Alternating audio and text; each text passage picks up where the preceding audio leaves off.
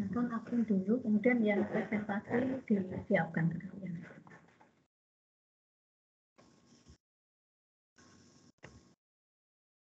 Baik, Bu.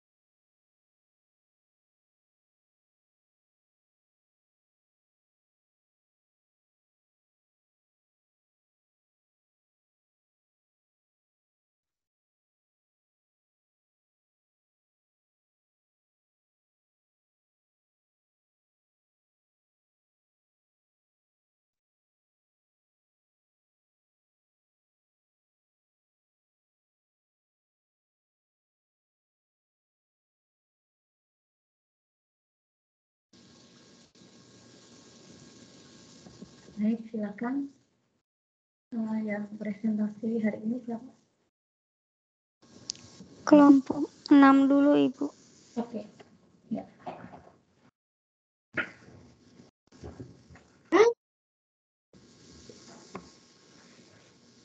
Kelompok 6.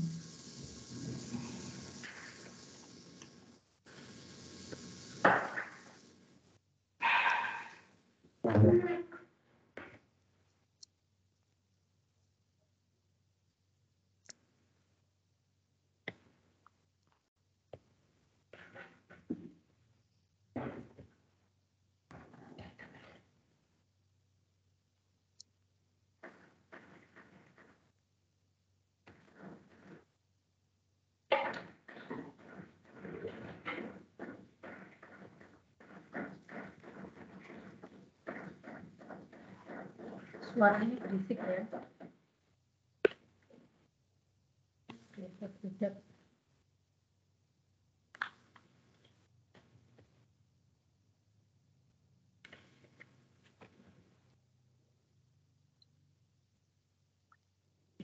Assalamualaikum warahmatullahi wabarakatuh. Waalaikumsalam. Pada kesempatan kali ini, izinkan kami dari kelompok 6 untuk mempresentasikan hasil diskusi kami, yaitu mengenai topik kerusakan komoditas pasca panen yang disebabkan oleh patogen jamur.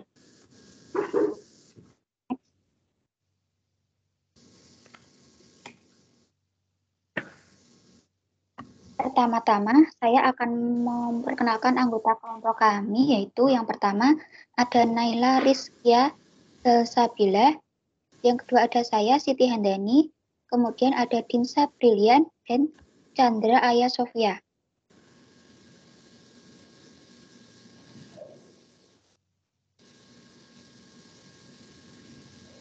Bab yang akan kami bahas di sini yaitu meliputi yang pertama ada pendahuluan, yang kedua ada jenis jamur yang mengkontaminasi, yang ketiga ada dampak kerusakan, dan yang terakhir ada penanganannya.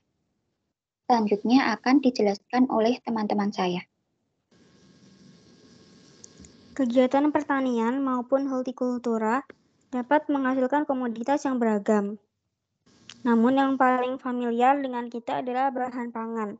Komoditas tersebut dapat mengalami berbagai macam kerusakan. Kerusakan komoditas hortikultura yang disebabkan oleh patogen dapat terjadi mulai saat dipanen sampai setelah panen, terutama di daerah tropis di mana suhu dan kelembapan tinggi mendorong pertumbuhan patogen dengan cepat. Etilen yang terbentuk akibat kerusakan komoditas menyebabkan terjadinya pematangan sebelum waktunya pada komoditas lainnya yang disimpan pada tempat yang sama dan bahkan dapat terkontaminasi oleh komoditas yang rusak.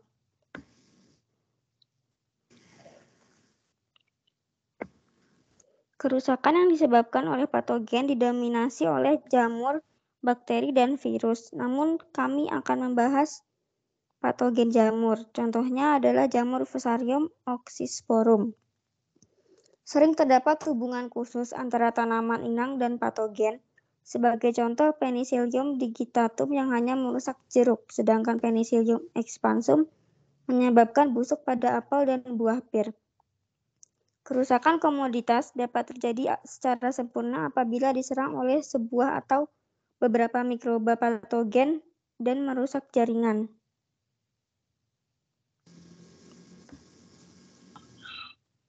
Selanjutnya, macam jamur patogen pada tanaman. Yang pertama ada Fusarium oxysporum yang menyerang tanaman kentang berdasarkan penelitian Suryanti dan kawan-kawan tahun 2013. Yang kedua ada Fusarium sp yang menyerang tanaman murbei berdasarkan penelitian Sari dan Andriani tahun 2016. Yang ketiga ada jamur Coleotrichum gloesporioides yang menyerang tanaman buah naga berdasarkan penelitian Chandra dan kawan-kawan tahun 2020.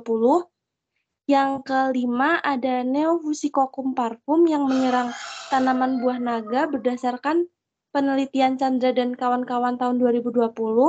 Yang kelima ada Rigidoporus lignosus yang menyerang tanaman karet berdasarkan penelitian Devitri tahun 2014, dan yang terakhir ada Trichocladium sp yang menyerang tanaman nanas berdasarkan penelitian Andriani dan kawan-kawan tahun 2019. Next.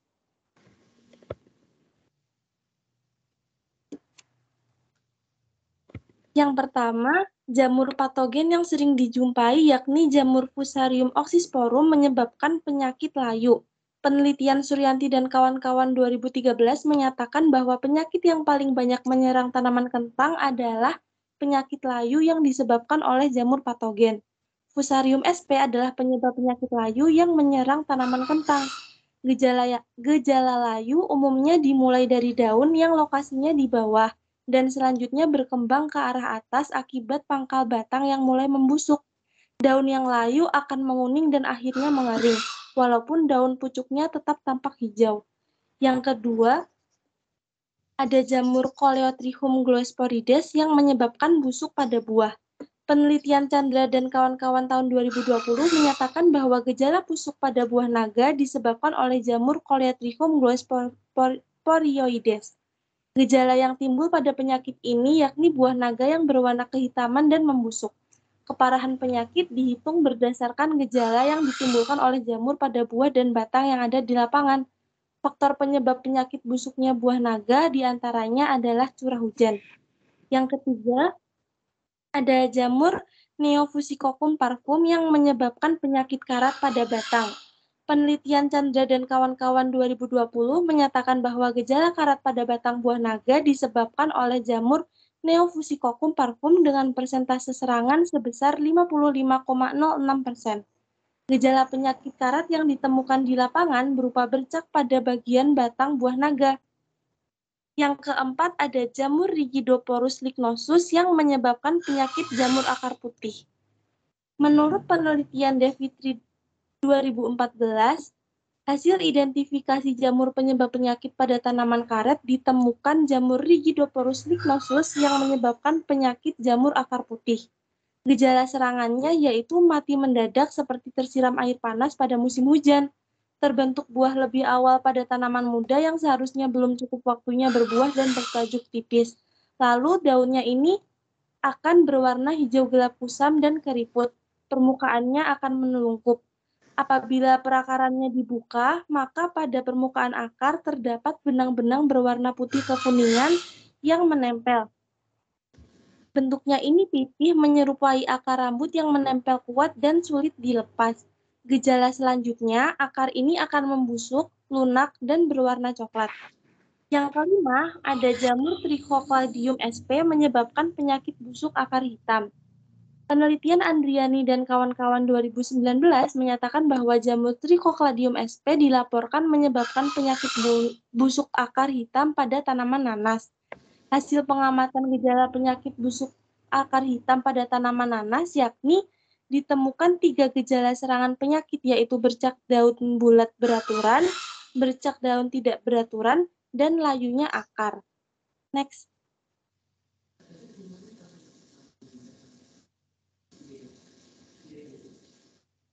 Kemudian, dampak kerusakan komoditas pasca panen oleh jamur.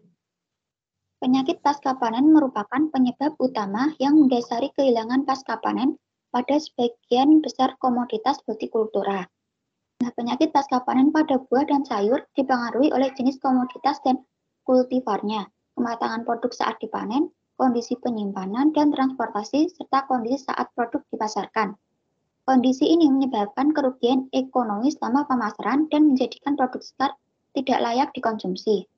Morfologi dan fisiologi pasca panen buah dan sayuran, termasuk panjangnya rantai penanganan sejak dari lahan hingga ke pemasaran, dapat memicu serangan mikroorganisme pembusuk. Stres karena pelukaan dan gangguan fisiologis yang disebabkan oleh ketidakhati-hatian selama penanganan pra dan pasca panen juga memicu serangan mikroorganisme. Pada kondisi yang optimal, agen pembusuk dapat menyebabkan infeksi dan dampak yang luar biasa, yang mana kondisi ini akan sangat dipengaruhi oleh pematangan produk segar. Nah, jamur merupakan kelompok agen penyebab pembusukan pasca panen yang paling penting. yang menyebabkan penurunan kualitas dan kehilangan ekonomi selama periode pasca panen.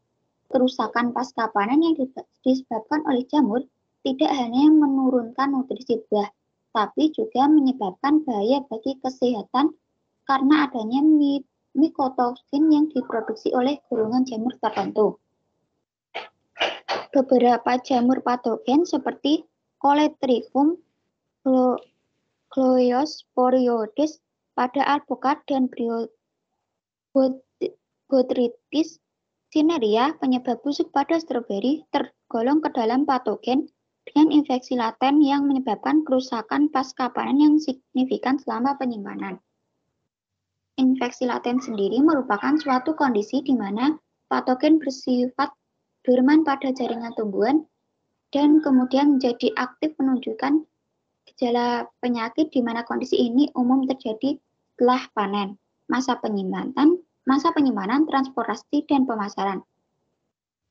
Patogen berada pada kondisi laten dalam jaringan buah yang belum matang dan akan kembali aktif ketika buah mulai matang sehingga dapat menimbulkan kerusakan pada buah. Jika kondisi lingkungan cocok, kejadian infeksi laten akan memperbesar resiko perkembangan penyakit pasca panen. Next.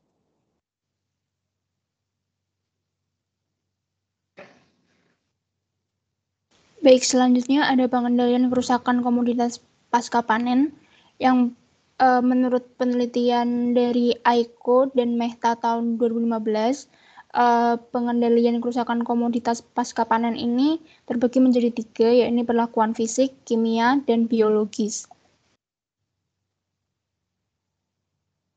Yang pertama ada perlakuan fisik, di mana tingkat perlakuan fisik ini meliputi pemasakan, perebusan, pemanggangan, pemanasan microwave, penyinaran, dan lain-lain, di mana perlakuan fisik ini lebih diterapkan pada komoditas pasca panen yang selanjutnya akan diolah menjadi bahan makanan.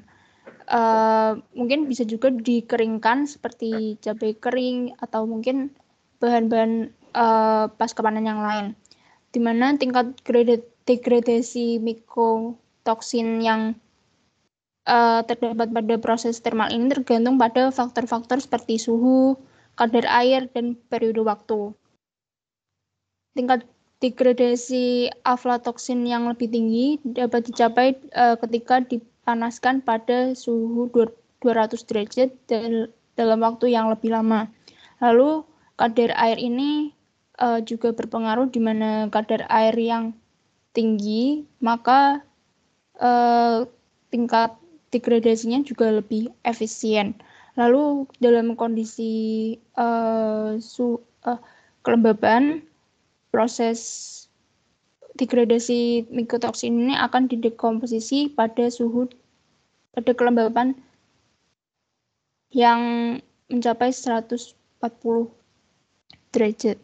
Lalu perlu diingat bahwa sebelum melakukan perlakuan fisik pada komoditas pasca panen, alangkah lebih baik untuk mengidentifikasi jenis jamur patogen yang terlebih dahulu, karena ada beberapa jenis jamur yang tahan terhadap suhu tinggi namun terhambat pertumbuhannya pada suhu rendah. Lalu sebaliknya. Lalu selanjutnya ada perlakuan kimiawi, yakni pemberian senyawa asam, di mana pemberian senyawa asam ini seperti asam salisilat, sulfamat, sulfosalisilik, antranilik, benzoik, borik, osalik, dan propionik digunakan secara efisien untuk mendegradasi aflatoksin B1 yang mencapai 90% dalam tanaman sorghum. Lalu perlakuan kimiawi dengan menggunakan ozon, di mana ozon ini sebagai agen sanitasi, di mana untuk memberikan efisiensi sanitasi mendekat yang hampir sama dengan klorin, tapi tidak meninggalkan residu pada produk ini.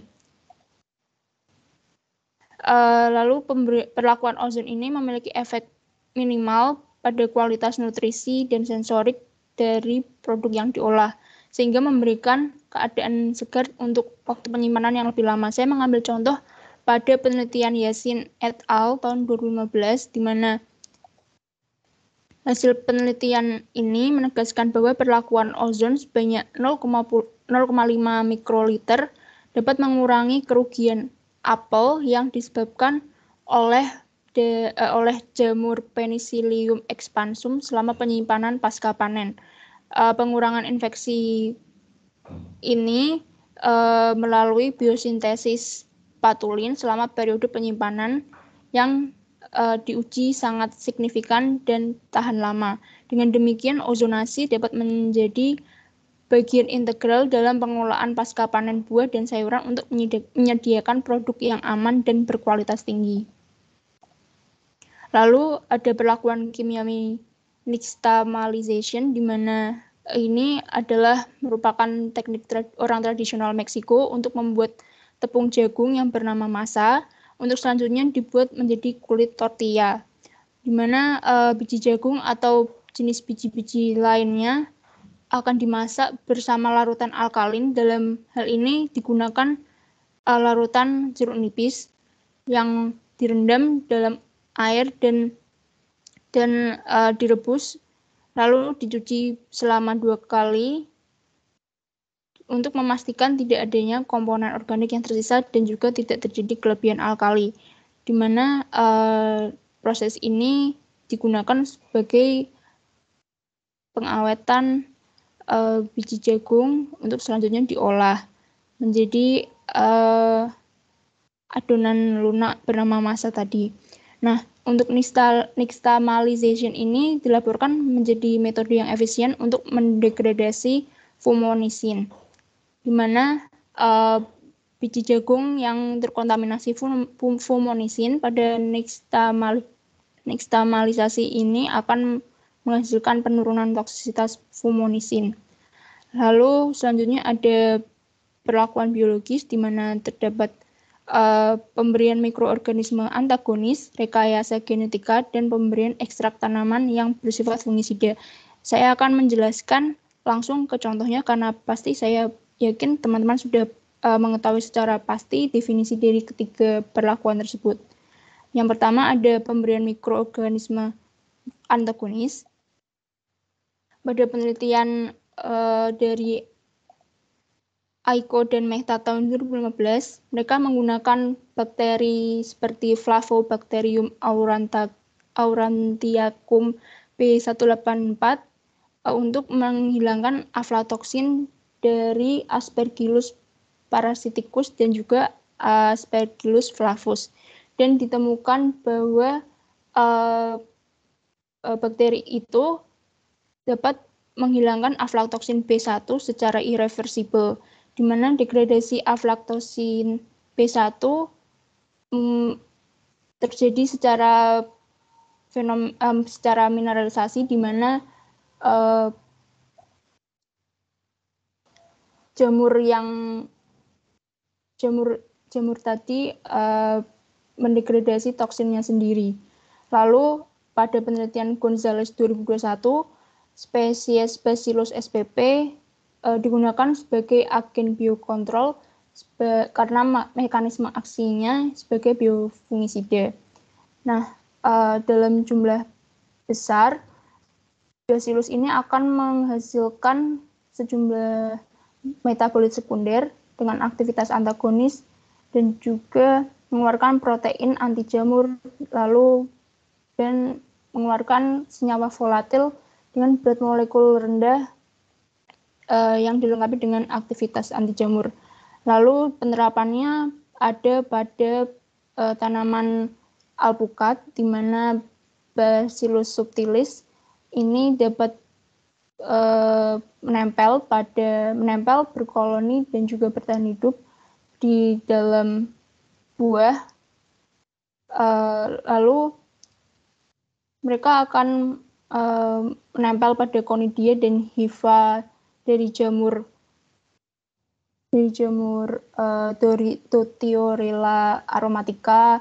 Lalu ada Phomopsis persei yang menyebabkan lisis pada hifa, lalu terjadinya degradasi konidia, lalu terjadinya penghambatan perkecambahan konidia, di mana hal ini dapat mencegah dan mengendalikan kolonisasi kompleks jamur patogen penyebab antraknosa dan busuk ujung batang. Lalu selanjutnya ada perlakuan biologis rekayasa genetika. Saya mengambil contoh dari penelitian Korani et al. Tahun 2018 di mana menggunakan gen WRKY yang terbukti dapat mengurangi produksi aflatoksin pada Aspergillus flavus yang terdapat pada kultivar kacang tanah ICG 1471 dan juga Florida O7 dengan mengatur jalur pertahanan berbasis pengaktifan asam jasmonat.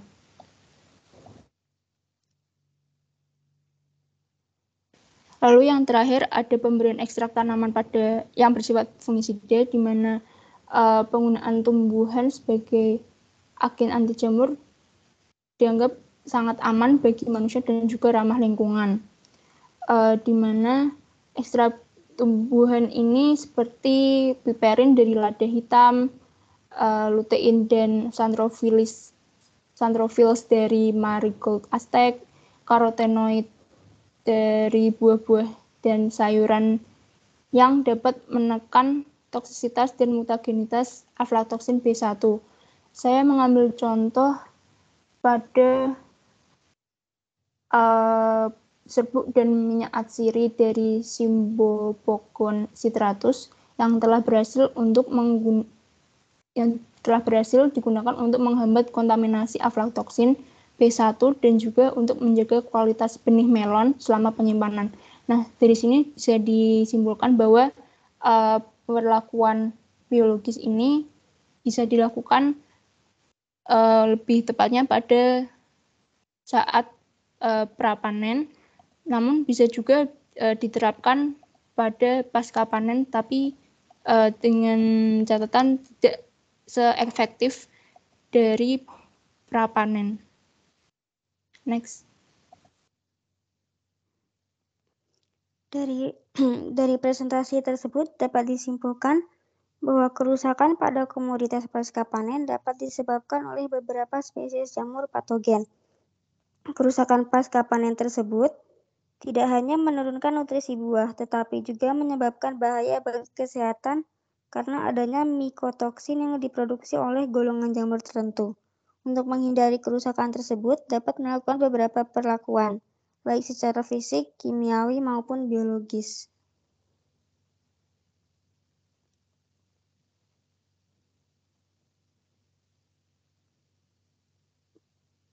Berikut jurnal-jurnal yang kami gunakan.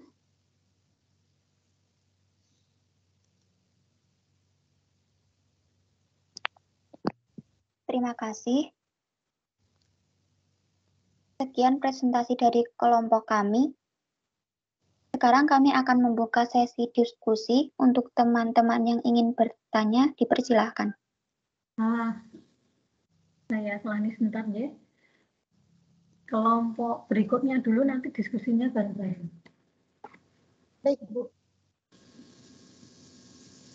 Baik. Biar efisien waktunya. Baik, sepertinya sudah muncul ini. Kami lanjut saja. Assalamualaikum warahmatullahi wabarakatuh. Waalaikumsalam. Salam sejahtera bagi kita semua. Selamat siang. Yang terhormat Ibu Darmanti selaku dosen pengampu mata kuliah penanganan pasca panen, dan yang saya cintai teman-teman semuanya.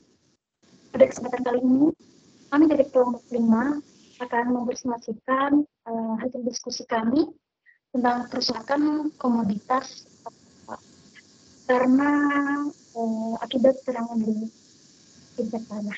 Kami mengangkat judul kerusakan komoditas beras. Halo, suaranya Bu. putus-putus. Apa hanya saya atau yang lain mendengarnya putus-putus?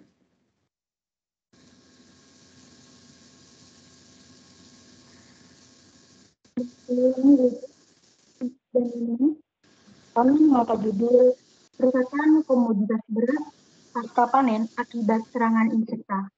Next. Kelompok 5 terdiri dari 4 anggota, yaitu ada Firmansyah, Mira Astuti, Rizka Amalia, dan Retno Robiatullah Dawiyah. Next.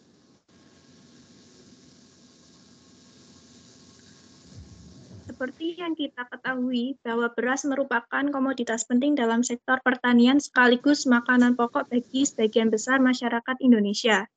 Seiring bertambahnya jumlah penduduk di Indonesia, maka kebutuhan akan beras juga semakin tinggi. Sehingga produksi padi juga harus meningkat setiap tahunnya agar dapat mengimbangi pertambahan jumlah penduduk tersebut. Ketersediaan beras yang melimpah pada saat musim panen padi menyebabkan beras harus disimpan untuk dapat digunakan pada waktu tertentu. Penyimpanan beras untuk menjaga ketersediaan pangan di suatu saat jika terjadi gagal panen atau bencana. Namun, permasalahan utamanya adalah selama proses penyimpanan beras, terutama di gudang, beras dapat mengalami penurunan kualitas dan kuantitas yang disebabkan oleh serangan serangga pasca panen. Berbagai jenis serangga hama pasca panen yang menyerang beras di Indonesia antara lain Sitophilus oryzae, Sitophilus zymnes, Porkyra cephalonica, Plodia interpunctella, Echinacea elutella, Rhizoperta dominica, Cryptolestes ferruginea, dan Oryzapilus surinamensis. Serangan serangga pada penyimpanan beras mengakibatkan berbagai kerusakan dan penurunan kualitas beras seperti penyusutan bobot, peningkatan persentase beras berlubang dan beras bubuk, kontaminasi produk dengan serangga yang masih hidup ataupun yang sudah mati, serta penurunan kandungan gizi. Apabila serangan serangga tersebut terus berlanjut, maka akan terjadi penurunan mutu dan menyebabkan kontaminasi pada bahan pangan yang disimpan sehingga tidak layak untuk dikonsumsi. Next.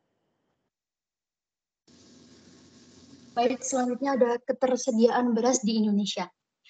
Tadi sudah disebutkan bahwa beras merupakan komoditas yang diperlukan karena merupakan makanan pokok. Dilansir dari Kementerian Pertanian, di Indonesia ini pada tahun 2020 ke depan diperlukan 30 juta ton beras per tahunnya yang digunakan untuk konsumsi. Nah, menurut penelitian dari Ariska 2021 ini mengemukakan sudah 10 tahun Indonesia tidak pernah absen sebagai pengimpor beras. Nah, di sini dapat disayangkan dan menjadi hal yang sangat krusial ketika negara Indonesia menjadi julukan negara maritim dan negara agraris, akan tapi malah mengimpor beras. Nah, ini kasus ini dapat dijadikan sebagai kita untuk melakukan upaya-upaya penanganan komoditas beras agar tidak rusak. Karena apabila rusak, beras yang sudah diimpor juga akan rugi seperti itu.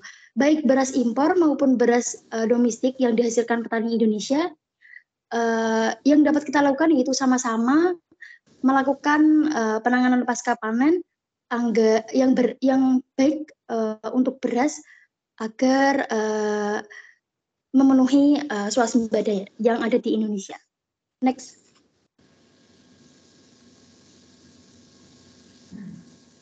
Nah, untuk jenis-jenis serangga yang menyerang beras itu terdapat beberapa jenis. Nah, penelitian Pitaloka 2012 mengemukakan bahwa serangga yang ditemukan pada gudang beras biasanya itu ada Sitophilus oryzae yang paling kiri, kemudian yang tengah ada Tribolium castaneum, dan yang paling ujung kanan ada Rhizoperta dominica. Nah, untuk ketiganya ini memiliki ciri-ciri tertentu dan ciri khas serta kedudukannya atau pada saat konsumsi seperti itu. Maksudnya pada Sitophilus oryzae ini merupakan internal feeder atau hama primer. Jadi Sitophilus oryzae ini dia memakan butir utuh. Sedangkan yang tengah itu Tribolium castaneum itu sebagai hama sekunder. Dia hanya memakan butir-butir beras yang sudah rusak. Nah, untuk Rhizoperta dominica ini juga sebagai internal feeder atau dia merusak butir atau menyerang butir beras yang utuh. Untuk Sitophilus oryzae ini memiliki ciri khas yaitu mempunyai moncong. Nah, moncongnya itu juga dia khususkan untuk mempermudah ketika melubangi beras untuk mengambil sehari-hari makanan seperti itu. Next. Selanjutnya. Cek, suara saya masuk. Nah, menurut penelitian dari Tiagi dan kawan-kawan pada tahun 2019, juga sependapat dengan penelitian Pitaloka, yaitu Sitophilus oryzae merupakan serangga utama yang menyerang komoditas beras karena dapat membangun populasi yang besar. Nah, Sitophilus oryzae ini dapat berkembang biak dengan cepat sehingga populasinya cepat membludak.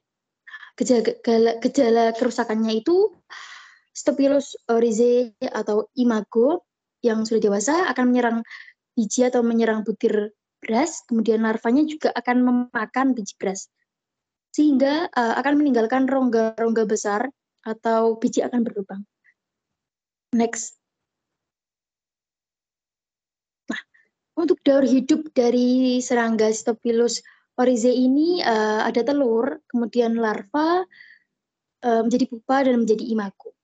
Untuk telurnya ini memiliki ciri-ciri berwarna putih bening, dan dilekatkan pada biji. Nah, maksudnya ini induk atau Sitophilus oryzae betina yang bertelur itu akan melubangi butir beras, kemudian itu dipersiapkan untuk ditempati ditempati telur-telur seperti itu.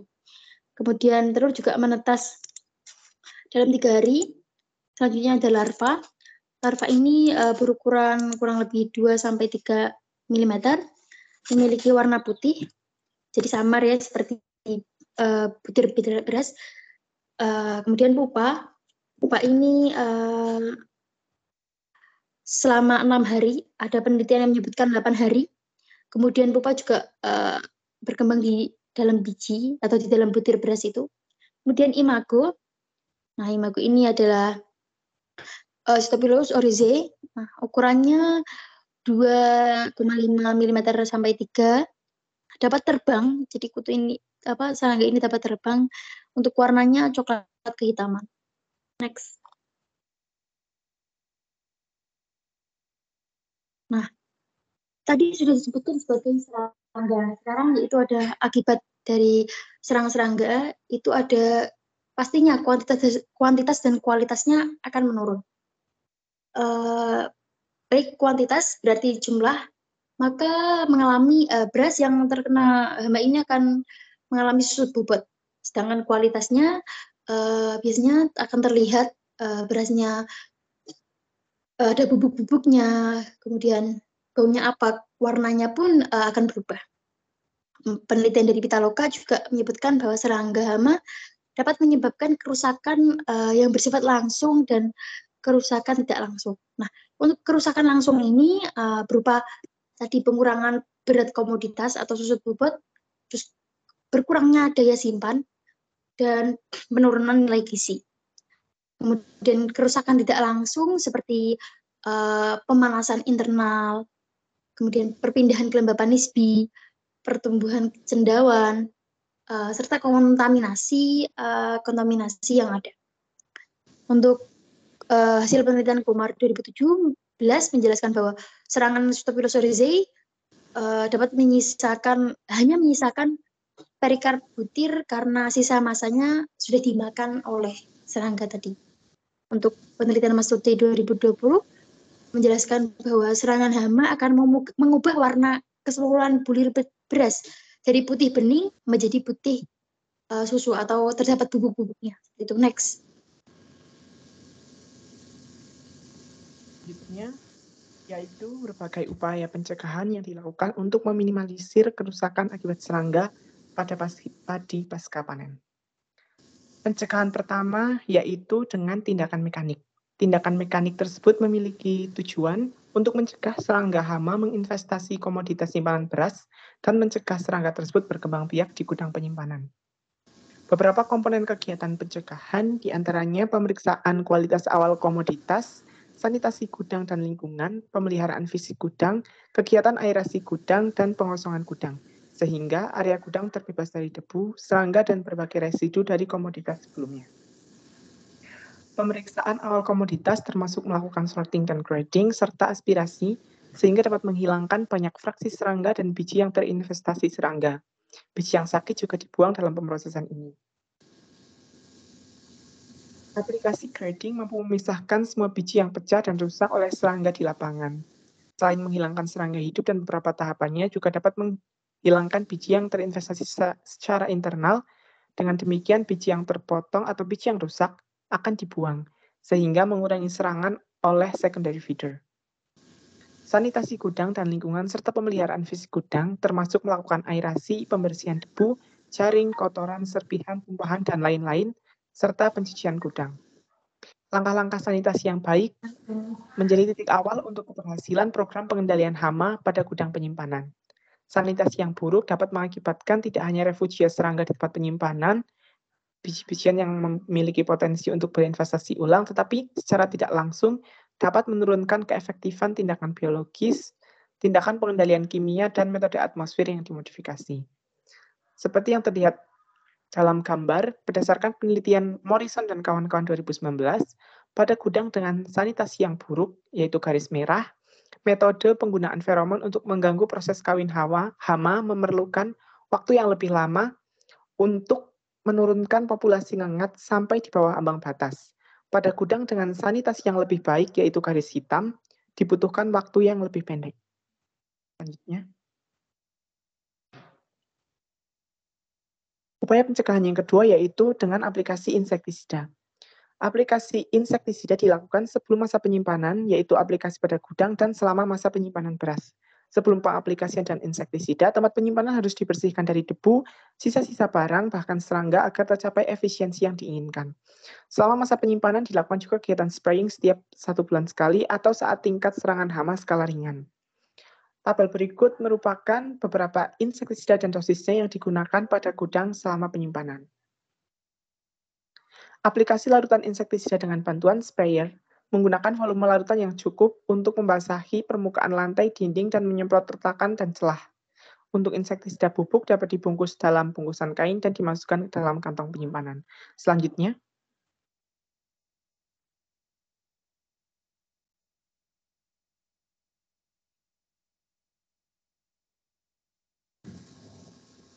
pengendalian serangga hama gudang yang dilakukan sampai saat ini masih mengandalkan insektisida sintetik yang secara ekologi dapat menimbulkan dampak negatif pada lingkungan dan residu insektisida pada bahan simpan. Untuk mengatasi masalah ini, maka perlu alternatif lain dengan menggunakan insektisida organik, seperti dari bahan nabati atau tumbuhan yang relatif aman terhadap manusia, hewan, dan tanaman lainnya. Berikut merupakan daftar insektisida nabati, yaitu pada tabel 2, yang biasanya digunakan. Salah satunya yaitu ada minyak neem dengan merek dagang, Markosom, dan lain-lain. Meskipun insektisida nabati memiliki ketahanan yang rendah dan kurang spesifik dibandingkan dengan insektisida sintesis, namun telah dilakukan beberapa penelitian yang menguji efektivitas insektisida nabati tersebut. Salah satu penelitiannya yaitu oleh Sayang dan Kumalasari tahun 2020. Tabel berikut memperlihatkan rata-rata persentase mortalitas Phytophilus oryzae pada 3 hari sampai 30 hari setelah aplikasi beberapa bubuk tanaman dengan selang waktu 3 hari. Data menunjukkan bahwa antara perlakuan kontrol menunjukkan perbedaan yang nyata dengan penggunaan bubuk daun babandotan, daun jeruk nipis, batang serai, dan daun sirsak. Hal itu berarti bahwa serbuk nabati mampu menekan pertumbuhan dan perkembangan S. oryzae sebagai hama bubuk beras di penyimpanan. Serbuk batang serai menunjukkan kemampuan yang paling efektif dalam menekan pertumbuhan dan perkembangan S. oryzae. Selanjutnya,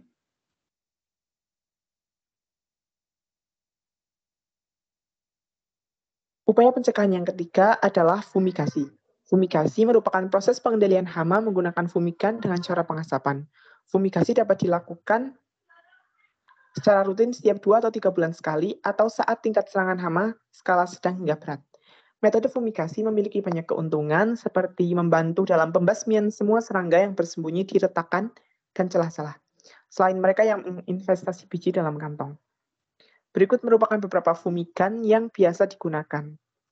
yaitu seperti gas asam hidrosianat, HCN, karbon disulfida CS2, metilbromida MBR, etilen dibromida EDP, campuran etilen dan diklorida karbon tetraklorida EDCT, hidrogen fosfida atau fosfin pH3 dan lain sebagainya. Terdapat alternatif lain dari fumigan yang dapat digunakan pada penyimpanan beras kemasan plastik, yaitu dry ice. Dry ice tersebut nantinya akan dibungkus rapi dan dimasukkan ke dalam beras kemasan plastik dalam dosis tertentu. Kerja dry ice nantinya akan membuat suasana dalam beras kemasan plastik menjadi anaerob sehingga hama di dalam beras tidak mampu bertahan hidup. Selanjutnya, upaya yang keempat yaitu penyimpanan dengan berbagai tipe wadah. Seperti kita ketahui, salah satu penyebab kerusakan beras selama masa penyimpanan yaitu karena tempat atau wadah penyimpanan yang tidak aman, sehingga serangga dapat masuk dan berinvestasi di dalamnya. Kerugian akibat dari investasi serangga hama selama penyimpanan dapat dicegah melalui penggunaan wadah penyimpanan yang tepat. Beberapa tipe wadah yang biasanya digunakan untuk penyimpanan beras yaitu polypropylene bag, metal silo, supergrain bag, Purdue Improved Crop Storage, dan Zero Fly bag. Umumnya fasilitas penyimpanan kedap udara seperti kantung pitch atau Purdue Improved Crop Storage, SGB, Supergrain Bag, dan Metal Silo memiliki kemampuan yang baik dalam mencegah kerusakan oleh serangga hama selama masa penyimpanan bahkan hingga 8 bulan.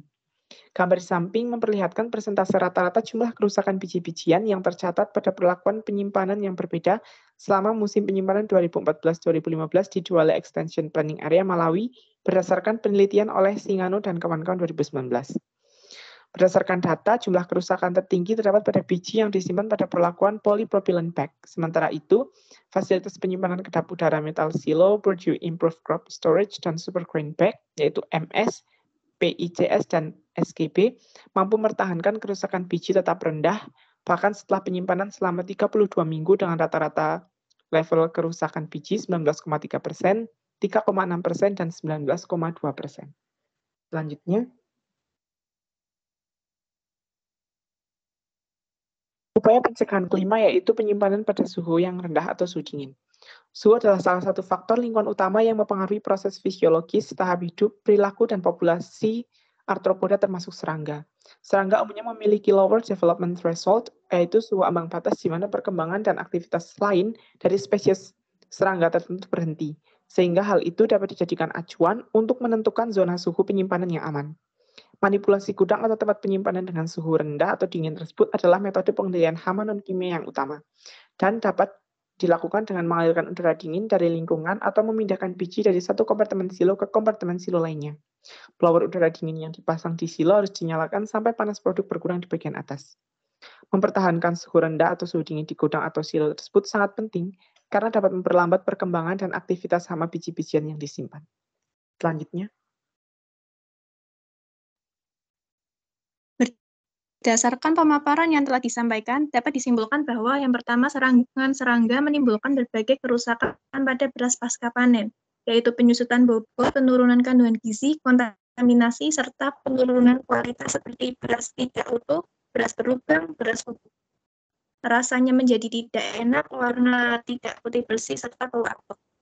Yang kedua, berbagai upaya untuk mencegah dan meminimalisir serangan serangga pada beras setelah masa panen, yaitu dengan aplikasi insektisida dan fumigan, penggunaan dry ice, penggunaan berbagai tipe wadah, serta penyimpanan pada suhu yang tinggi. Next.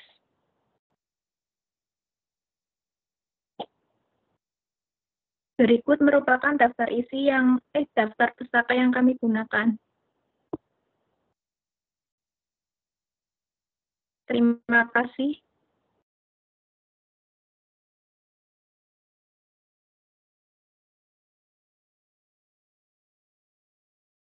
Baik, untuk kelompok kami sudah Ibu, dilanjut untuk kelompok berikutnya ya Bu berarti. Oke. Untuk kelompok 1 dipersilahkan.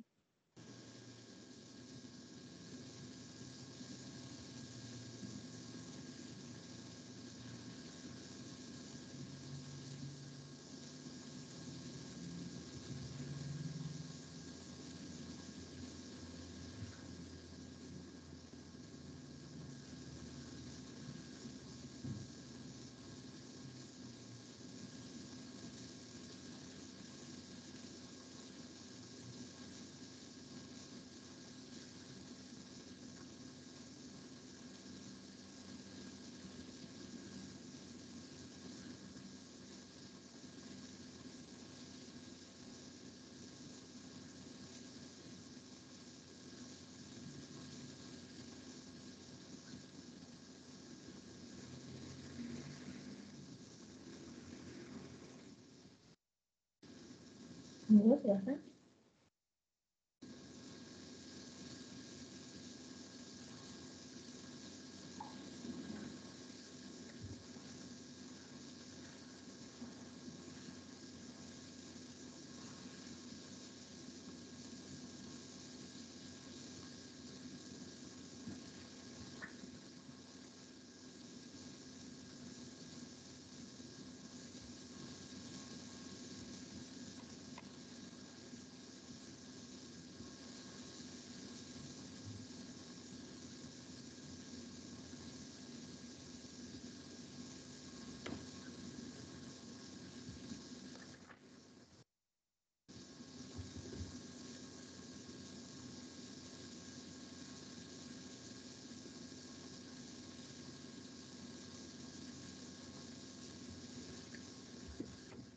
Apakah terkendala mic-nya?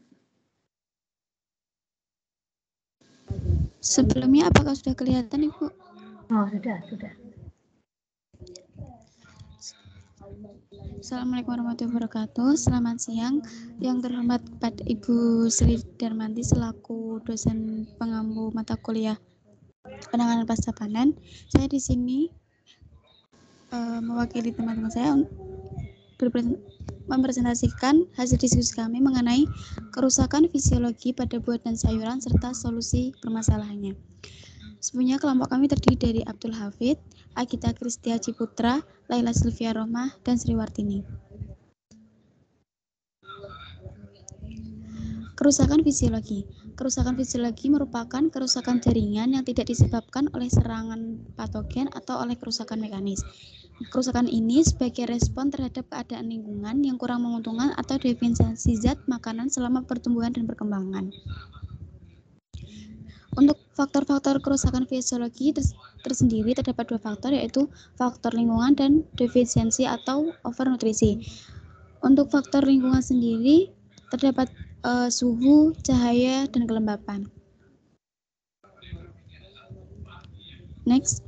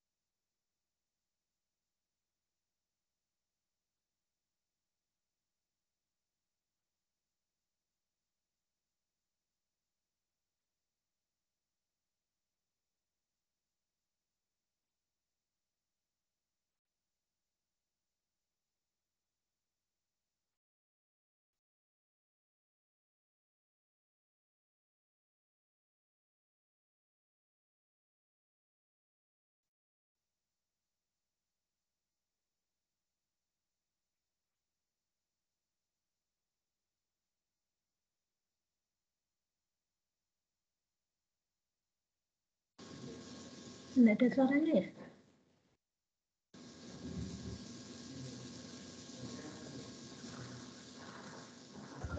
Maaf Ibu, apakah suara saya terdengar?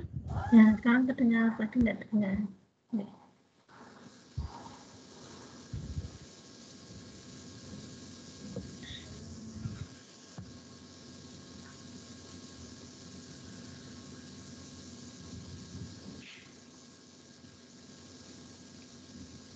Baik, saya lanjutkan. Nah, untuk penjumatan pada suhu dingin ini mengakibatkan adanya cacat suhu dingin atau chilling injury.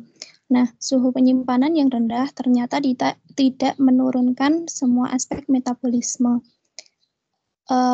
Beberapa reaksi peka terhadap suhu rendah, tetapi pada suhu di bawah kritis, titik kritis, reaksi akan terhenti. Pengaruh keseluruhannya adalah timbulnya ketidakseimbangan metabolisme, dan bila berlangsung cukup lama, dapat terjadi tidak tersedianya substrat esensial atau dapat terjadi produk toksis terakumulasi dan sel akan berhenti berfungsi dengan baik. Kemudian dapat terjadi kerusakan sel sehingga terlihat sebagai daerah jaringan yang berwarna coklat. Next.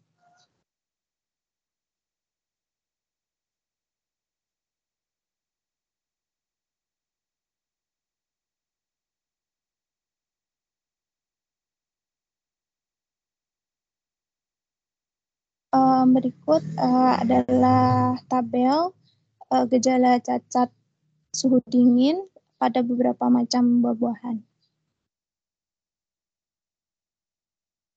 Pada apokat, penyimpanan suhu terendah yang aman berkisar antara 5 sampai 12 derajat Celcius dengan gejala bintik-bintik pencoklatan pada pum dan jaringan vaskuler. Kemudian pada pisang dengan suhu terendah yang aman, yaitu 12 derajat Celcius dengan gejala bercak coklat pada kulit. Kemudian pada ketimun dengan suhu 7 derajat Celcius, memiliki warna gelap dan banyak bagian yang berair. Pada terung pada suhu 7 derajat Celcius mengalami pembusukan pada bagian permukaan. Kemudian untuk lemon pada suhu 10 derajat mengalami gejala bintik-bintik pada flavedo, pewarnaan membran dan bercak merah. Pada lime suhu 7 derajat Celcius mengalami gejala bintik-bintik.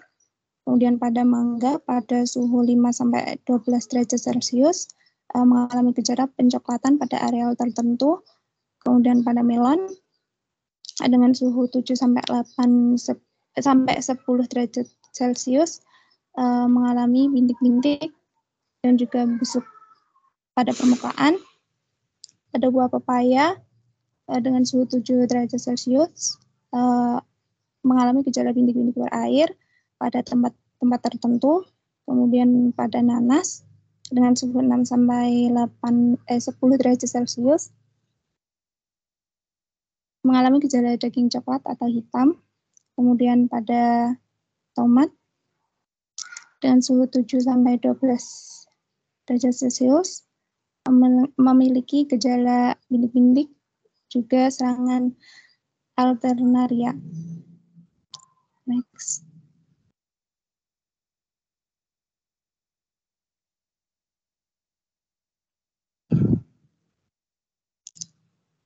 Selain cacat suhu dingin,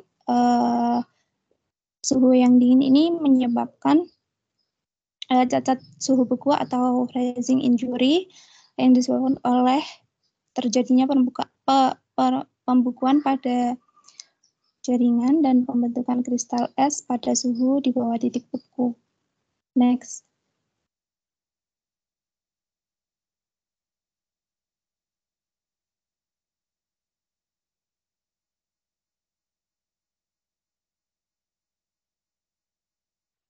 Baik, selanjutnya untuk kerusakan karena defisiensi mineral. Jadi untuk kerusakan ini aslinya disebabkan karena pada proses perkembangan ya, karena mineral yang disediakan, mineral dan nutrisi yang disediakan pada saat proses pertumbuhan perkembangan itu kurang.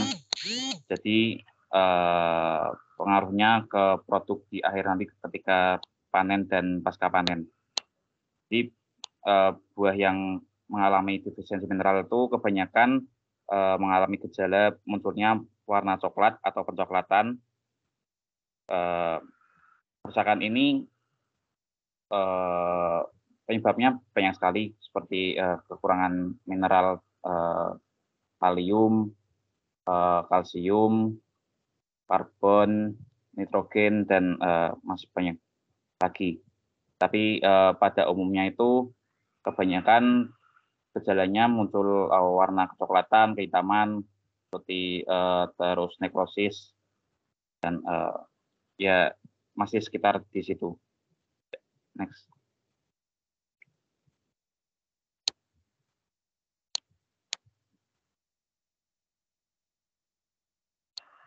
Ini salah satu contoh yang akan saya tampilkan, yaitu kerusakan yang berkaitan dengan defisiensi kalsium pada buah-buahan dan sayur-sayuran.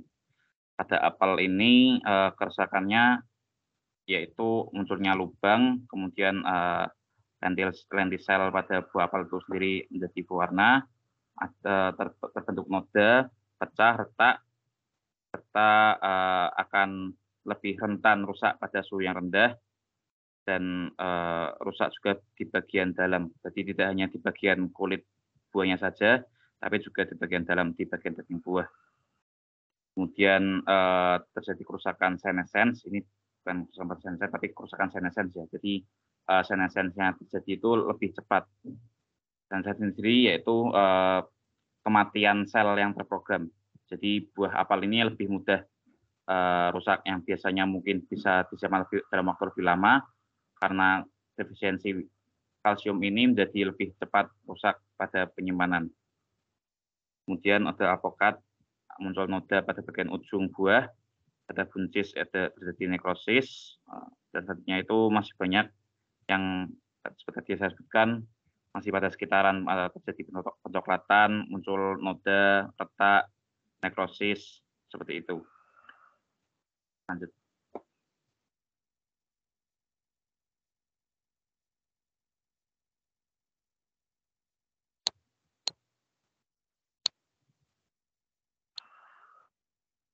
Untuk selanjutnya, macam-macam kerusakan fisiologis pada berbagai produk. Produk yang pertama adalah buah pisang dengan kerusakan kulit kecoklatan dengan gejala perubahan warna kulit menjadi coklat. Nah, seiring intensitas pencoklatan akan meningkat ketika disimpan dalam kondisi yang kering. Selain itu, pisang juga dapat mengalami kerusakan berupa cedera dingin, di mana gejala cedera dingin akan terlihat jelas apabila produk atau pisang ini berada di luar suhu pendinginan atau suhu dingin. Apabila warna pisang sebelumnya berwarna hijau kulitnya, akan menjadi lebih kusam, kemudian jika pisang dengan warna kulit kuning akan berubah menjadi keabu-abuan. Produk selanjutnya adalah pir dengan kerusakan noda pada penyimpanan lama dengan gejala kulit berwarna coklat. Selain itu, hati coklat, di mana pada bagian dalam daging buah berwarna coklat, kemudian akan berkembang menjadi lubang. Produk berikutnya adalah nanas. Maaf, di sini kerusakannya adalah bercoklat di dalam buah, di mana gejalanya terdapat bintik berair pada pangkal buah dekat dengan inti buah, kemudian bintik akan menjadi kecoklatan. Nah, ketika kerusakan meningkat, maka bintik-bintik ini akan menyatu dan menjadi lebih gelap. Nah, kecoklatan akan timbul dan semakin berkembang di dalam buah ketika penyimpanan pada suhu yang dingin. Kemudian produk berikutnya adalah cabai dengan kerusakan keriput dan cepat mengalami kematangan. Dengan gejala cepat mengalami tingkat pematangan dan segera diikuti oleh proses penuaan akibat dari laju transpirasi dan respirasi yang tinggi setelah pasca panen. Next.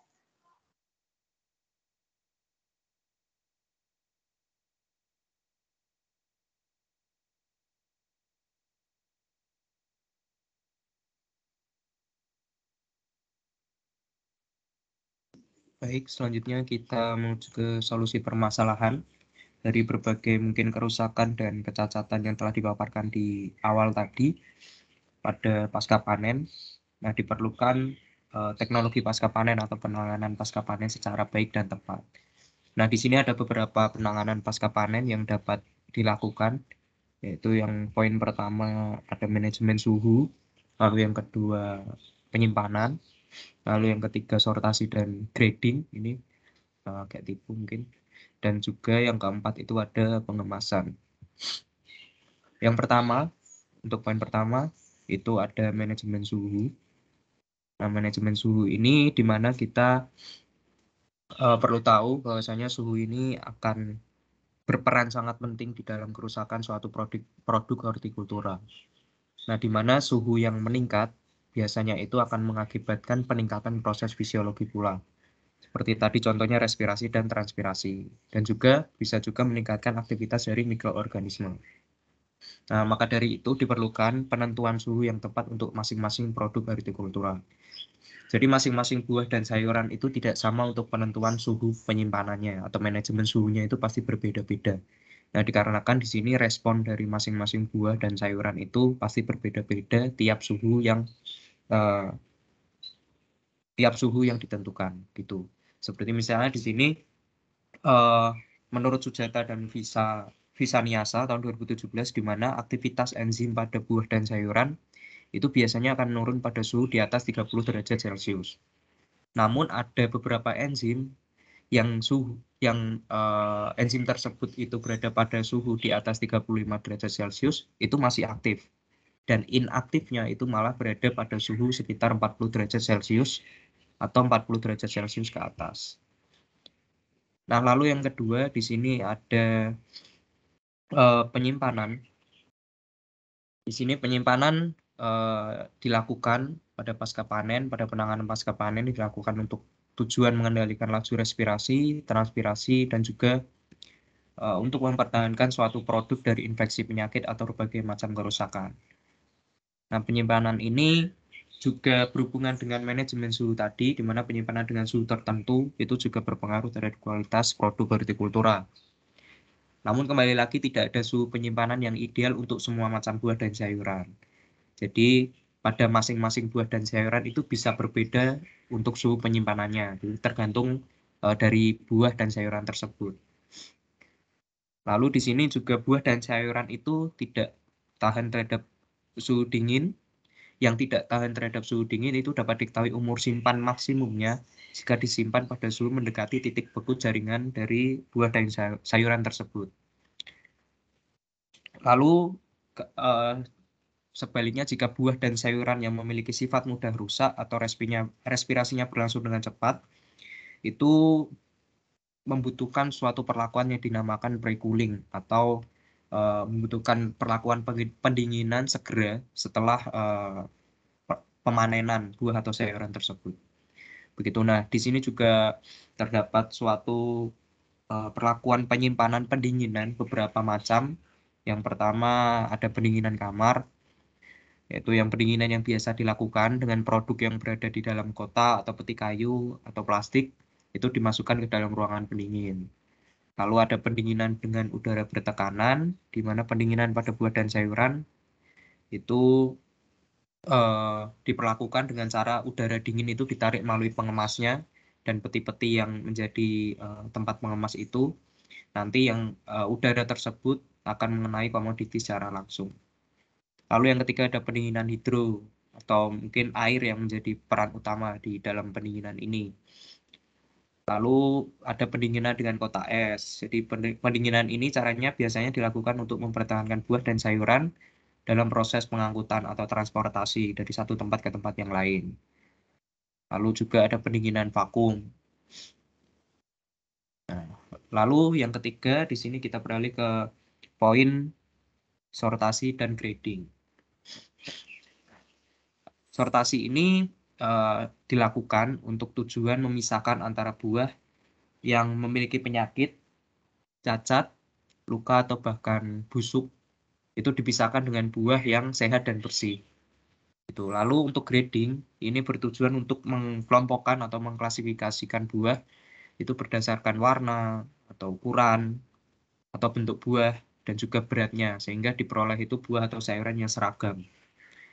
Jadi kedua proses ini antara sortasi dan grading ini proses yang penting untuk memudahkan petani untuk membagi kelas dalam suatu produk hortikultura. Jadi bisa dibedakan antara mungkin ini buah yang mutunya kelas A atau kelas B, kelas C, dan seterusnya gitu. Lalu yang terakhir di sini ada pengemasan.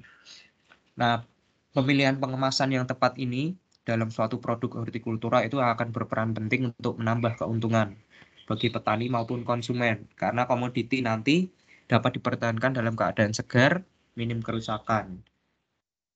Nah, fungsi utama dari penanganan pasca panen dari segi pengemasan ini adalah membuat bahan produk mudah untuk dibawa dan melindungi terhadap kerusakan selama pemasaran dan penyimpanan. Lalu kemasan ini juga dibedakan menjadi dua ya teman-teman, yaitu kemasan primer dan juga sekunder, di mana primer ini yang langsung bersinggungan dengan komoditinya atau produknya, seperti plastik wrap atau foam net, jaring busa, yang biasanya mungkin teman-teman ketahui di toko buah yang biasanya digunakan di apel itu. Lalu kalau untuk kemasan sekunder itu tidak langsung bersinggungan dengan produk, jadi seperti kayu dan kardus. Nah, pemilihan bahan pengemas ini yang tepat itu juga nantinya akan mempengaruhi dari kualitas buah tersebut, di mana sebaiknya pemilihan bahan pengemas ini dipilih yang bahannya itu tidak mudah untuk menyerap air. Jika nantinya bahan pengemas itu mudah menyerap air, nantinya air yang ada di dalam pengemas itu membantu buah untuk cepat lunak. Jadi susut bobotnya nanti semakin tinggi. Gitu. Nah, bahan pengemas yang biasanya dipakai itu biasanya berbahan plastik yang sering kita temui dan mungkin juga dapat diperoleh juga ya teman-teman, bahan plastik seperti polietilen atau PVC atau LDPE. LDPE itu plastik yang low density, kerapatannya rendah, dan lain-lain begitu teman-teman. Dan juga saya akan menambahkan untuk penyimpanan, kenapa mungkin rata-rata pada buah itu akan lebih awet atau lebih terjaga mutunya dan kualitasnya itu jika berada pada suhu yang lebih rendah. Jadi di sini saya menambahkan dari penelitian dari Agustia et al. Tahun 2016, di mana di sini dipaparkan pada susut bobot atau vitamin C dan juga total padatan terlarut dan juga nilai kekerasan pada buah manggis itu di sini diperoleh pada suhu 14 derajat, disimpan pada suhu 14 derajat, itu susut bobotnya itu lebih rendah. Nah, sedangkan untuk nilai kekerasan, vitamin C, dan total padatan terlarut itu lebih tinggi dibandingkan dengan buah manggis yang disimpan pada suhu kamar. Di sini suhu kamarnya itu sekitar 28 derajat Celcius gitu. Mungkin bisa di next. Sebelumnya.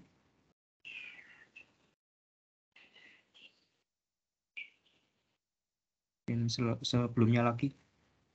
Baiklah.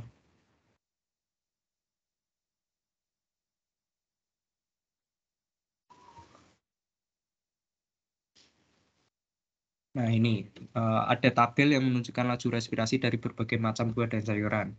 Dimana tadi sudah saya paparkan di mana respon dari masing-masing buah dan sayuran itu berbeda. Jadi perlu manajemen suhu yang tepat pada masing-masing buah. Seperti di sini contohnya mungkin dari buah apel itu laju respirasinya pada suhu 15 derajat Celcius itu 25. Nah, di sini untuk sayur-sayuran di sini dicontohkan kara itu laju respirasi pada suhu 15 derajat Celcius itu adalah 200 dengan satuan mililiter per satuan ini karbon dioksidanya. Nah, di mana jika mungkin ini laju suhunya itu ditingkatkan jadi 20 derajat Celcius ataupun lebih, itu nanti laju respirasinya akan semakin meningkat. Gitu. Bisa di next.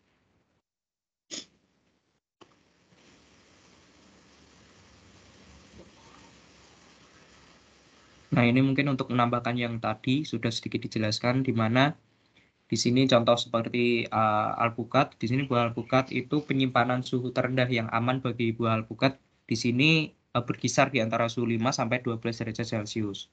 Nah, mungkin jika ini alpukat disimpan pada suhu yang tidak pada kisaran 5 sampai 12 derajat Celcius ini, nanti akan menimbulkan gejala seperti bintik-bintik, lalu pencoklatan pada pulp dan jaringan vaskuler pada alpukat. Gitu. Oke, bisa di next.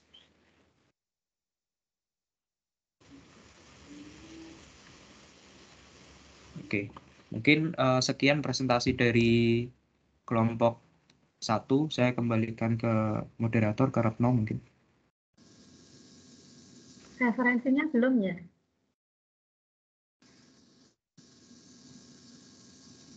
Halo? Oh iya Bu, maaf Bu, belum dicantumkan di PPT Bu. Ya harusnya dicantumkan karena kan menyitir dari beberapa demo. Jadi nanti di upload itu dilengkapi.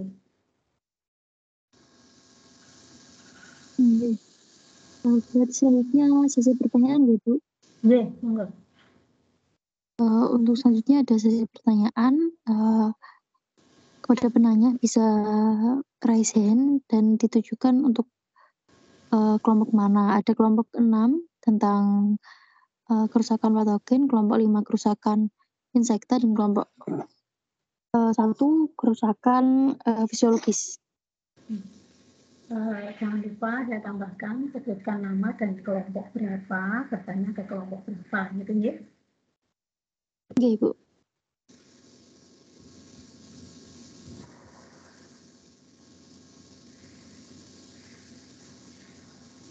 Terdapat Ardianti, silakan Ardianti.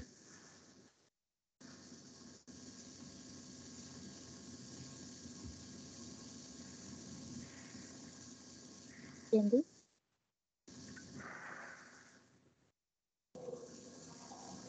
Iya, terima kasih atas waktu yang dipersilahkan. Saya Ardianti, izin bertanya. Sebelumnya saya lupa Ibu untuk nama kelompok. Tadi masih mencari dulu. Sepertinya kelompok 3. Saya Ardianti izin bertanya. Tadi kan untuk yang kelompok terakhir dijelaskan untuk penanganan pasca panen dengan menggunakan metode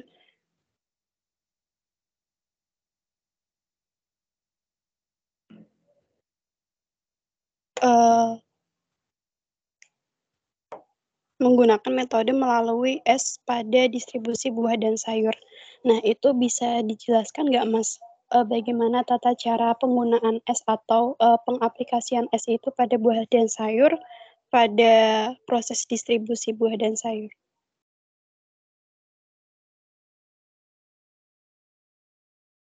Baik, terima kasih Ardianti. Untuk kelompok 1 atau kelompok yang Mas Agita tadi dan kawan-kawan bisa menjawab. Atau mungkin sembari menunggu jawaban, ada teman-teman untuk bertanya untuk kelompok yang lainnya.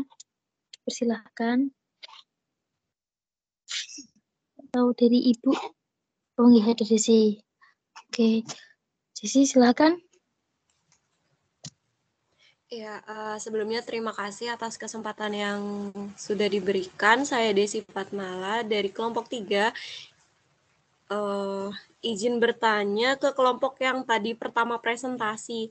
Tadi di awal sepertinya sempat menyinggung tentang penggunaan ozon untuk mempertahankan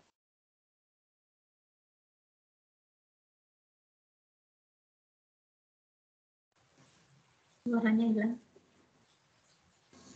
Iya Ibu, maaf sinyalnya.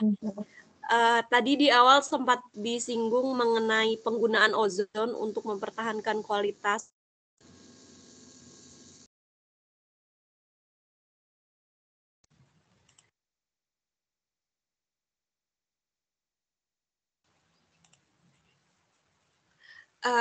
Maaf Retno, mungkin pertanyaannya Desi tulis di chat ya, sepertinya sinyalnya ini agak gangguan. Oke, boleh Desi, bila begitu. Adapun selanjutnya boleh bertanya untuk kelompok kerusakan fisiologi sudah ada yang bertanya, untuk kerusakan patogen juga ada bertanya, atau mungkin ada beberapa yang mau tanya tentang kerusakan insekta.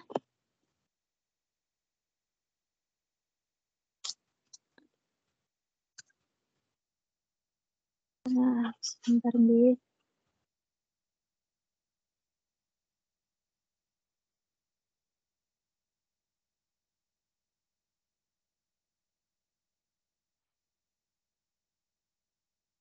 Kalau ada yang mau bertanya, bisa langsung raise hand, G. Maaf Retno, mungkin mau menjawab pertanyaan dari yang pertama tadi untuk siapa ya? Sorry, dari siapa? Silakan. Lupa. Pertanyaan dari Ardianti tadi. Oh, Ardianti, oke. Oke, mungkin izin menjawab ya untuk pertanyaan dari Ardianti tadi untuk penyimpanan pendinginan yang menggunakan kontak dengan es tadi ya? Iya, Mas. Oke. Nah, di sini kurang lebih ibaratnya seperti yang Ardianti pernah lihat ini enggak truk kayak truk box gitu yang isinya mungkin es yang kristal-kristal itu. Pernah lihat enggak? Yang biasanya membawa es itu loh, es balok atau es kristal untuk restoran, untuk warung-warung itu. Iya, Mas.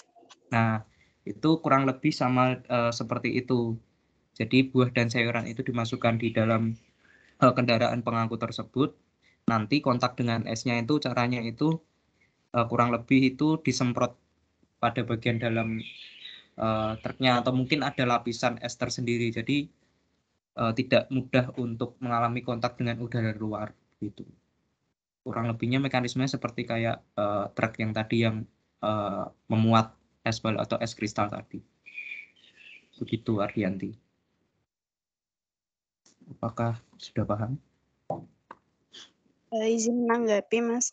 Berarti kalau menggunakan balok es seperti itu di dalamnya, berarti kontak langsung dengan balok es tersebut, Mas.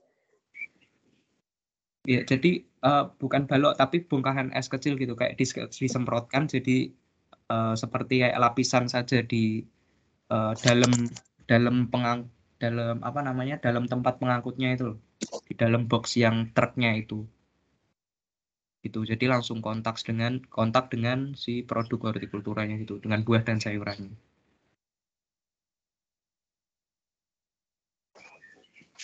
Kira-kira izin menanggapi ya, Mas.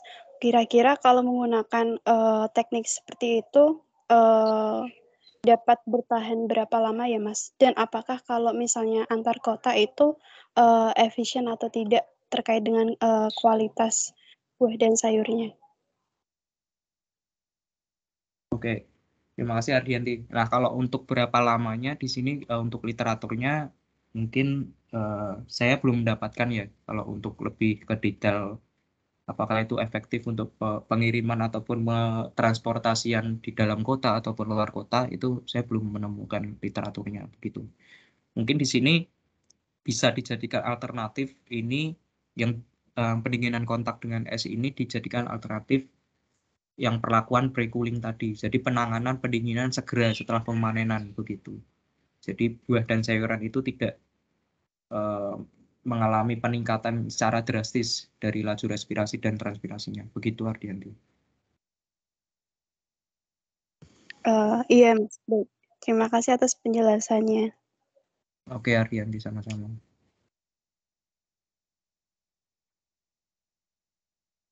Oke, terima kasih untuk kelompok 1 dan terima kasih atas pertanyaannya. Mungkin Bu Darmanti untuk tambahan Ibu atau dilanjut dulu untuk menjawab Bu. Sebentar Mbak, ini ini suaranya sungguh sangat berisik, jadi saya sendiri mendengarnya agak hilang-hilang gitu. Oh, seperti itu Bu. Di saya lancar Ibu. Mungkin sinyalnya juga ya Bu ya. Iya, itu juga ini apa namanya? Ini kan dibongkar itu di suaranya. Oke. Ya. Ya. Kedengaran enggak dari situ? Terdengar, Ibu. Dengar. Ya, berarti ini kan di sini tambah. Oke, gimana? Bisa dilanjutkan? Iya, Ibu. Ya ini dilanjutkan atau mungkin ada tambahan dari Ibu atau dilanjutkan dulu nggak, Bu? Belum, dari saya belum. Iya. Dilanjutkan. Untuk ini ada Desi tadi ada kendala sinyal. Saya bacakan saja. Untuk Desi ini bertanya untuk kelompok 1 berarti kelompok pertama berarti kelompok kerusakan akibat patogen. Pertanyaannya itu ini mungkin itu ya. Oh ya, ya pertanyaan juga bisa. Mohon dijelaskan kembali mengenai penggunaan ozon untuk mempertahankan kualitas produk pasca panen. Itu bagaimana? Nah, terima kasih seperti itu. Kelompok 6 berarti apakah kelompok 6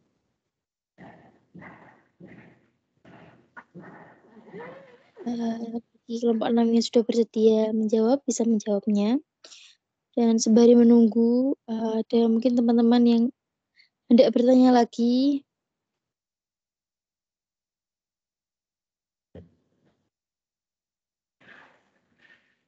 Ya, silakan kalau ada yang mau bertanya lagi ya. Mungkin ini waktunya waktu-waktu kritis ya. Iya, Ibu, krusial sekali.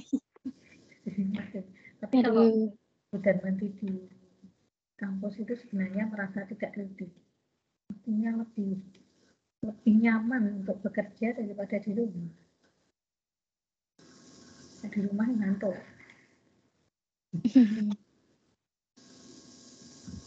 Oke, silakan. Kalau ada pertanyaan atau mau dijawab langsung. Jadi masalah ozon itu kan kalau tidak salah beberapa waktu yang lalu ada mahasiswa juga yang tentang ozon ya, itu S1 atau S2 lupa saya ujinya tapi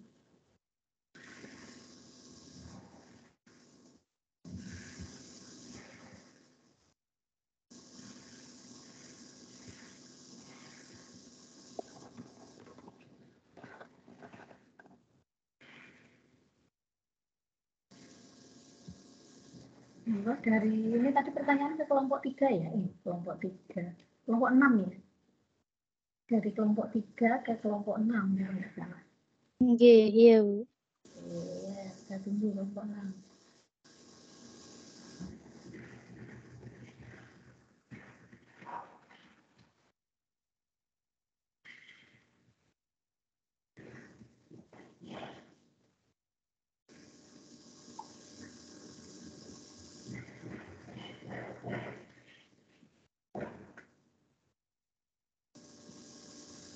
Halo, Tes, apakah suara saya bisa terdengar? Terdengar, saya terdengar. Bisa terdengar. Oh iya. Kami dari kelompok 6 izin menjawab pertanyaan dari Desi Fatmala dari kelompok 3. Jadi, berdasarkan penelitian O'Donnell et al. 2012 dalam Asgar 2014, salah satu usaha penanganan pasca panen yang ramah lingkungan dan mulai banyak diteliti adalah teknologi ozon. Ozon bersifat autodekompos karena oksigen yang dihasilkan tidak meninggalkan residu ke dalam buah dan sayuran.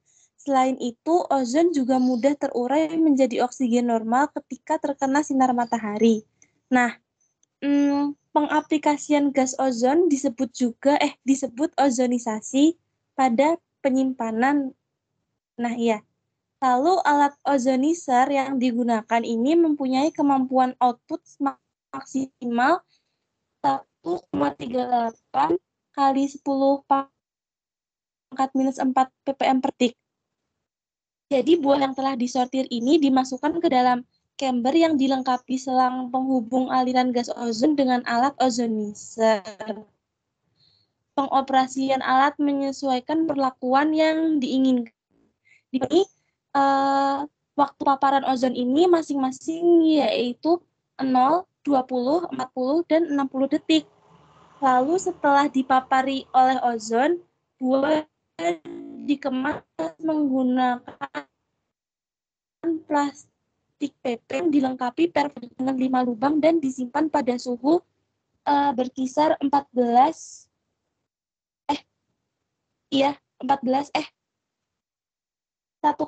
derajat Celcius. Seperti itu, Desi. Apakah bisa dipahami jawaban dari kami? Bisa dipahami. Izin ini ya, tanya lagi. Itu maksudnya dari ozonnya itu dia mencegah masuknya atau berkembangnya bakteri patogen kah, atau mencegah misalnya laju respirasinya meningkat ya? Izin menjawab ya Desi. Jadi kan sebelumnya aku udah bilang nih kalau semisalnya ozonasi ini tuh menerapkan proses biosintesis patulin, di mana patulin ini tuh metabolit sekunder yang dia tuh sangat berkorelasi dengan pertumbuhan dari jamurnya itu.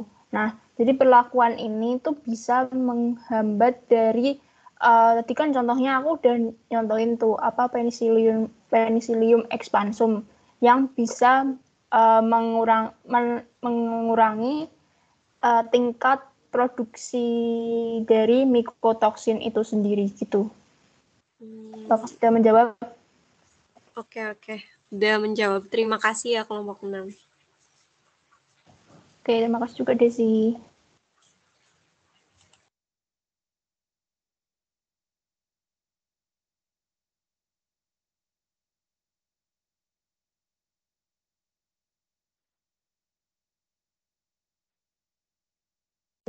Mbak siapa tadi yang jawab? Mbak siapa? Yang jawabin tadi barusan Mbak Naila. Saya Naila. Yep. Jadi ozon itu menurut Mbak Naila itu prinsipnya itu adalah menghilangkan patogen yang menyebabkan busuk atau menghambat metabolisme dari produk itu.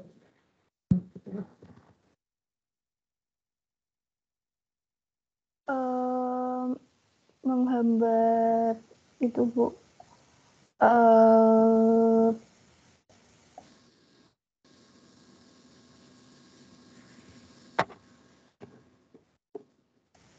Menghambat metabolismenya, terus habis itu Bu berpengaruh terhadap penurunan tingkat mikotoksinnya Bu. Tadi sepertinya kalau saya tidak salah dengar, tadi setelah dikasih ozon itu terus diperlakukan dengan suhu dingin gitu ya, 1, berapa derajat tadi ya, atau 14 derajat? Bukan Bu. Gimana? Tadi saya waktu ozon saya nggak nyebutin tentang suhu. Yang terakhir tadi bukan ya? 14 itu diralat 1,4 itu apa ya? Bu Darmanti memang agak ini, ada atau karena suaranya agak tidak jelas.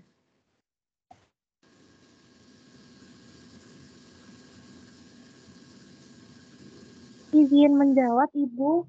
Tadi yang suhu itu iya setelah dilapisi ozon, lalu produk buahnya ini dikemas oleh plastik PP yang dilengkapi perforasi, lalu disimpan pada suhu sekitar 1,4 derajat Celcius. Dikemas dengan ya, bukan oleh.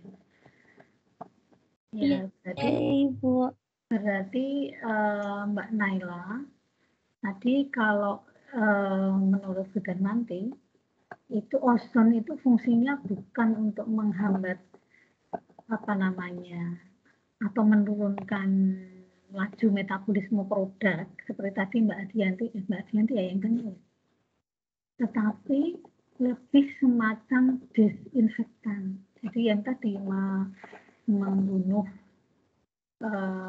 patogen tadi. Nah setelah bersih, baru kemudian disimpannya itu tetap dalam suhu dingin. Ya, dikemas di suhu dingin. Kenapa? Karena suhu dingin itulah yang nanti akan menghambat metabolisme di dalam produk. Dalam hal ini adalah respirasi, gitu ya. Jadi ada dua langkah yang diberikan. Kalau yang tadi, yang awal-awal tadi, yang mana ya tadi, lupa ingat, itu langsung didinginkan. Jadi lebih ke memperlambat metabolisme dan menghindari kerusakan.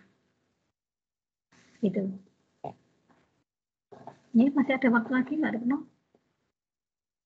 Masih ada 7 menit. Masih ada yang mau ditanyakan atau didiskusikan?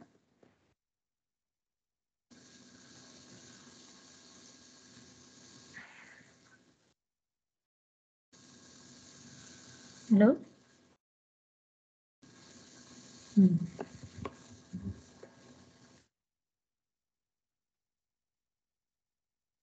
Baik, kalau memang sudah tidak ada yang perlu didiskusikan lagi, kita akhiri perkuliahan hari ini. Jangan lupa PPT dan makalahnya diupload ya, dikumpulkan ya. Yang mengumpulkan satu kelompok itu satu mahasiswa saja, tidak usah semua, karena di PPT dan di makalahnya kan sudah ada namanya. Ini itu. Terima kasih. Ini saya tidak tahu apa karena masalah sinyal atau memang sudah tidak ada di sini semua sehingga tidak ada respon. Ini. Terima kasih. Assalamualaikum warahmatullahi wabarakatuh. Waalaikumsalam warahmatullahi wabarakatuh. Terima kasih, Bu.